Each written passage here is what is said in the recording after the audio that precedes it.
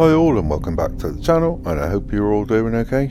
Well, I've not just got a few things to cover tonight, I've got a good few things to cover tonight. So with that I'm going to start off with Max Verstappen, because Max Verstappen has given his thoughts on Red Bull's struggles over bumpy track surfaces.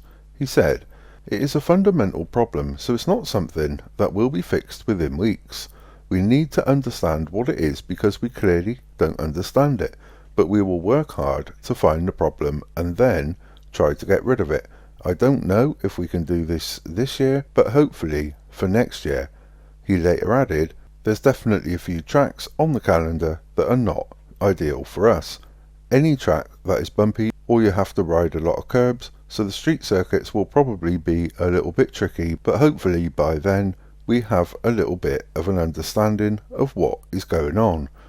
And I find it odd because this seems to be an issue that has just popped up on the RB20 over the last few months.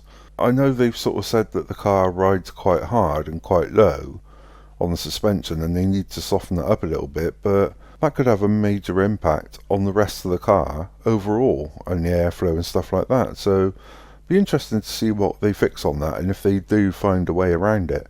Then I want to move on to Helmut Marko because he has suggested on how to improve the issues of the Monaco Grand Prix in the future. Writing for his Speed Week column, he said, "You can't imagine F1 without Monaco because this circuit is to circuits what Ferrari is to F1 teams. But something has to be done. The simplest thing would be to change the track, and there are already plans and ideas for that. Another option would be to require 2 mandatory pit stops or to require all 3 types of tyres to be used so that a bit of strategy comes into play. The 2026 regs will make the cars a little lighter and smaller, but that alone will not solve the problem. We either need to stipulate the number of tyre changes or have a track layout that at least offers a realistic chance of overtaking." And while I agree with him, I much prefer, personally for me, to keep the track layout as it is now, because moving the track somewhere else to me isn't the Monaco Grand Prix, if that makes any sense. So I would rather see mandatory pit stops and the use of all 3 compounds of tyres personally before they change the track to somewhere else in Monaco. Then I want to move on to Fernando Alonso because he's admitted that the past 2 weekends have served as a wake-up call for Aston Martin.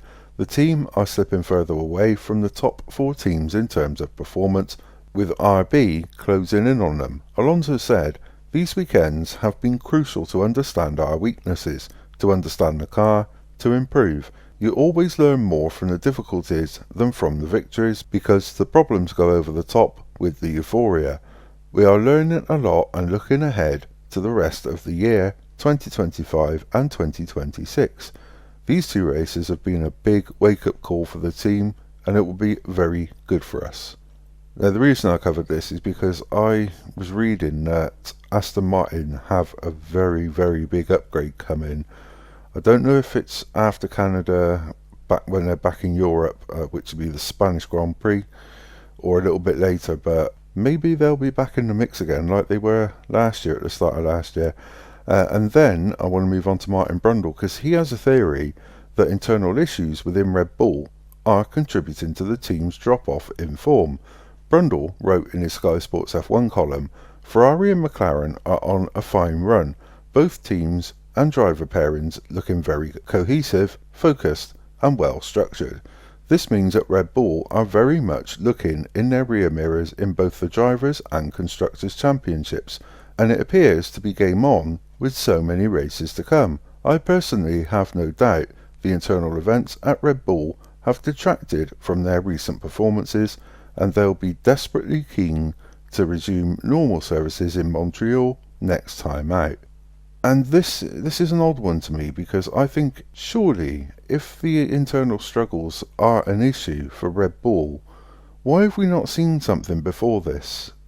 Especially at the start of the year when all this Christian Horner trouble first surfaced and the power struggle we learnt of that's going on behind the scenes and so on like that.